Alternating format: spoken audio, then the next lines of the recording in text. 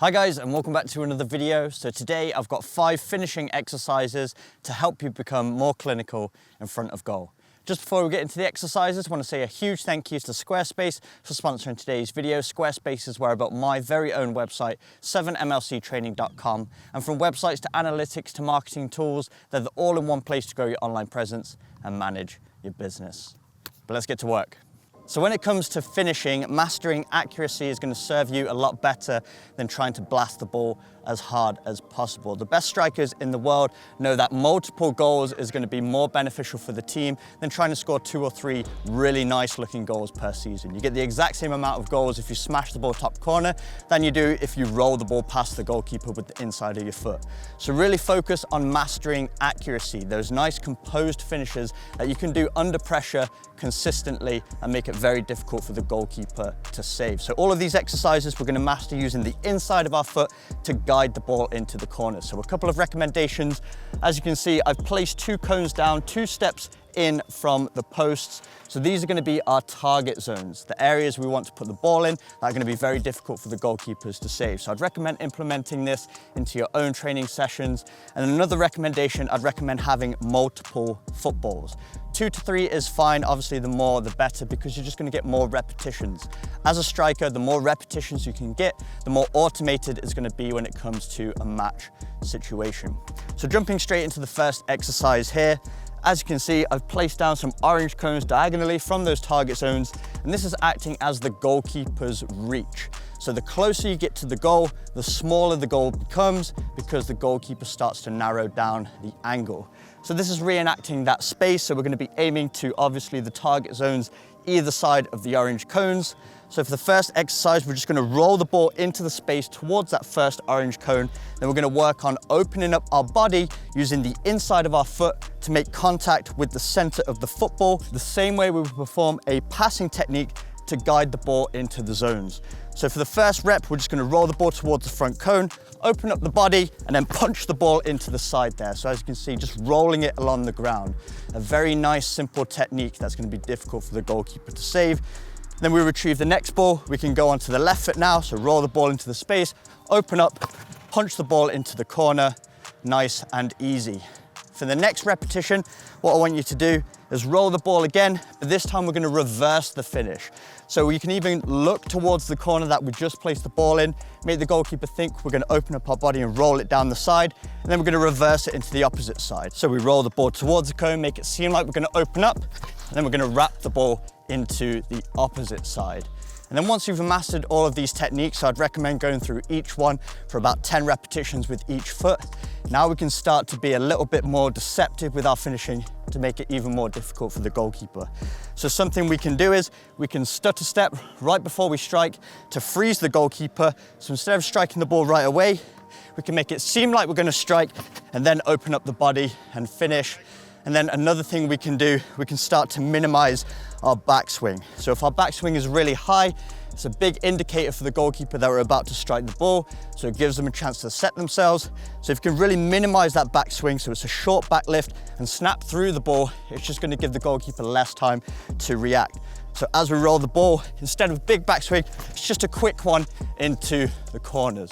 So these are some things you can implement just to make your finishing a little bit more unpredictable. So for all of these finishes, I'd recommend going for 10 repetitions with the right foot and then 10 repetitions with the left.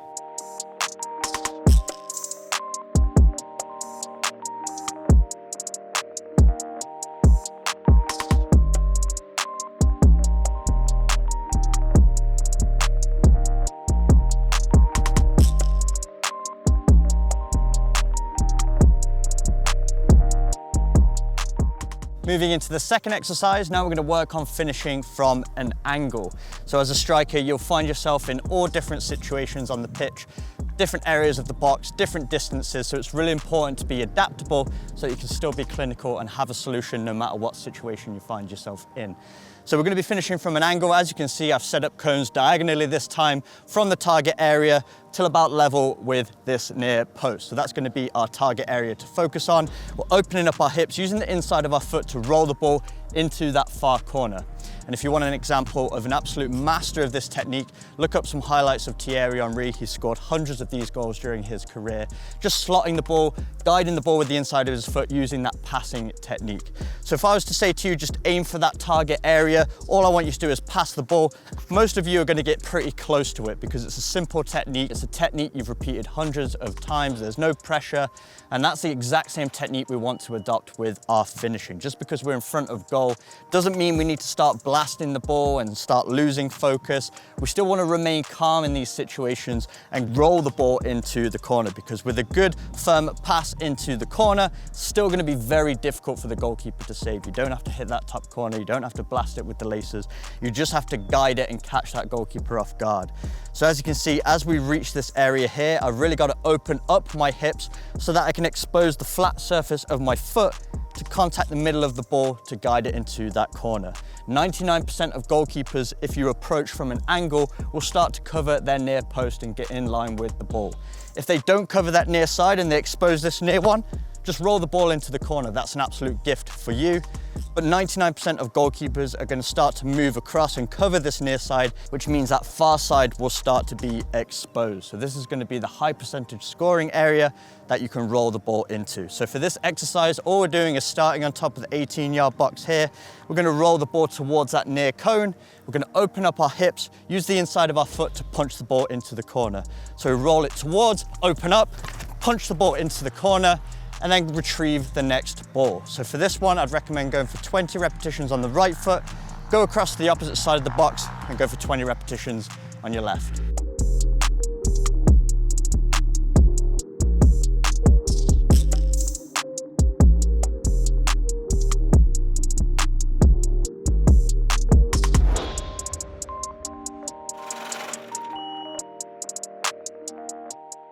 Moving into the third exercise, now we're going to work on striking the ball across goal. So everything up until this point has been using the inside of our foot, the most consistent area of the foot to strike the ball with. But now we're going to start to involve a little bit of power. So when we're in this situation where the ball is a little bit wider, so a bit too wide to be able to open up our hips and roll it far post, sometimes we need to add a little bit more power into the shot so that we can beat the keeper on the far post. So for this exercise, as you can see, the diagonal cones are a little bit more aggressive this time, slightly more of an angle and slightly wider than the post. So similar setup, we're going to roll the ball towards that first cone here, and then we're going to work on using our laces. So the main focus of this technique is a clean contact in the middle of the ball. With our planting foot, we want to make sure we're pointing it exactly where we want the ball to go, so that when I strike through the middle of the ball, my hips are facing that direction, which is going to increase the accuracy of the shot and give it more chance of going in that far side. And for this technique, we want to aim for the bottom corner. Again, as we are at an angle, the goalkeeper is going to start to shift across. So not only is it difficult to get back across goal, but it's difficult to get low and back across goal. So aim low, because then if we slightly mishit the ball or we slightly lean back and the ball rises, it can still go into that top corner, but making sure we're aiming for that bottom corner, because that's going to give us the most consistent results. So we're going to start with the ball at the top of the 18-yard box here, roll the ball towards that near cone, chest over the ball, aim low into that far side, and try and aim for that side netting. We're going to go from 20 reps with the right foot, go across to the other side, and do 20 reps with our left.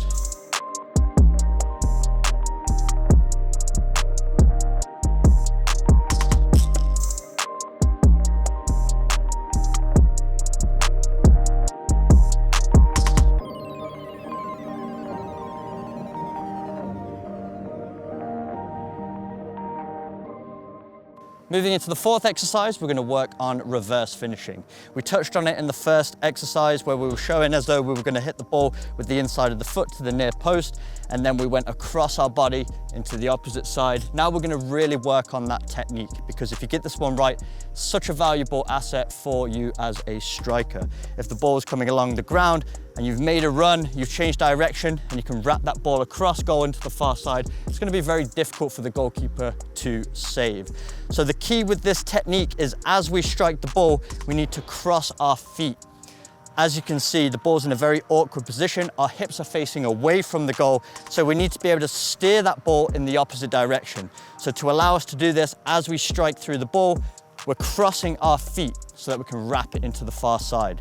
So we can work on this by ourselves. Ideally, you'd like to have a teammate rolling the ball in so you can practice those first time finishes, but we can at least master the technique so that when we come to our training sessions with our teammates, we've already got that under our belt, and now it's just mastering the timing as the ball's rolling in. So we can work on this by shifting the ball out of our feet, making sure we're shifting it so that our hips are facing away from the goal.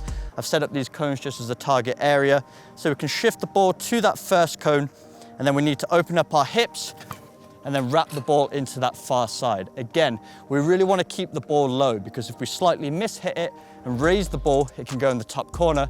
But if we aim for the top corner and then we mishit it, it's going to go over the bar.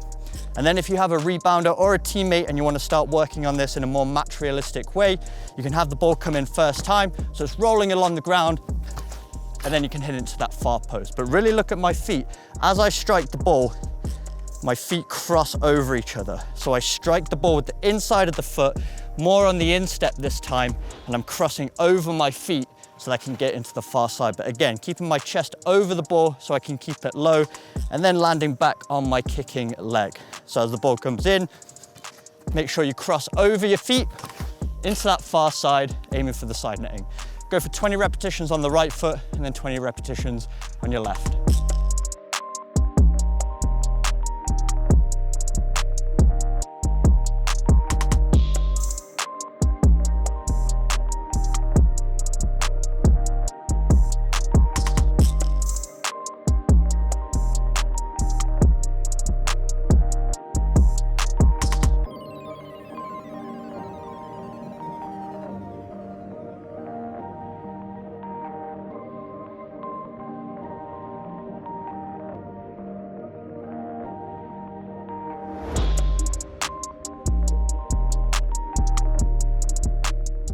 And moving into the fifth and final exercise, we set up just at the top of the 18-yard box here, starting with the ball outside the area, but our finishing is still going to be inside the box. So with all these exercises, as you can see, we're finishing inside the box, because as a striker, that's where the majority of your goals will come from.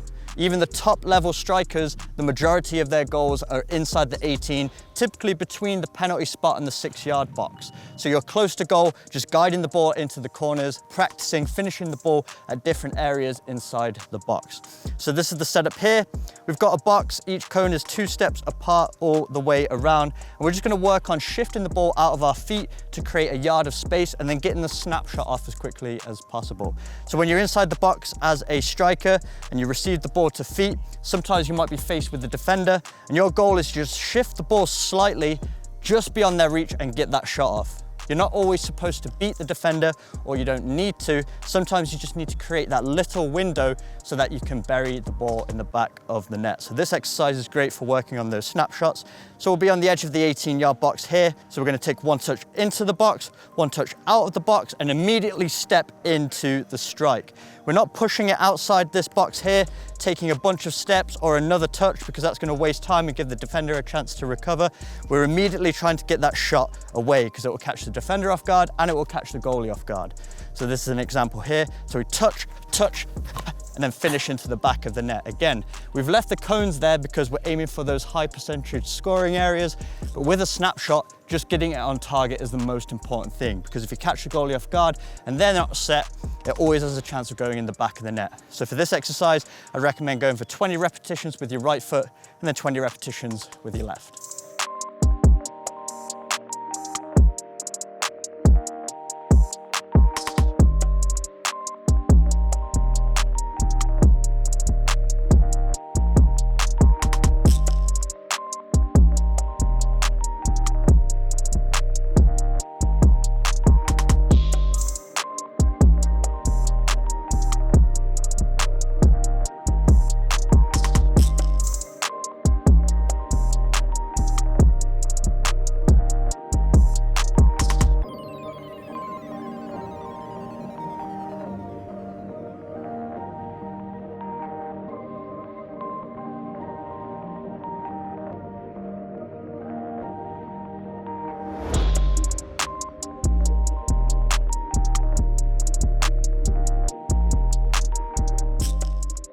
So there we have it, 5 exercises to help you become more clinical in front of goal. And just before I go, I want to say another huge thank you to Squarespace for sponsoring today's video. Squarespace is where I built my very own website, 7mlctraining.com, and it's become the central hub of my entire brand and allowed me to take 7mlc training to the next level by putting everything in one place, from my blog posts to my podcast, as well as my very own 7-day training programs. And if you enjoyed today's exercises and you want a full dedicated finishing training program, I'd recommend checking out Golasso. I'll leave a link to that in the description box down below.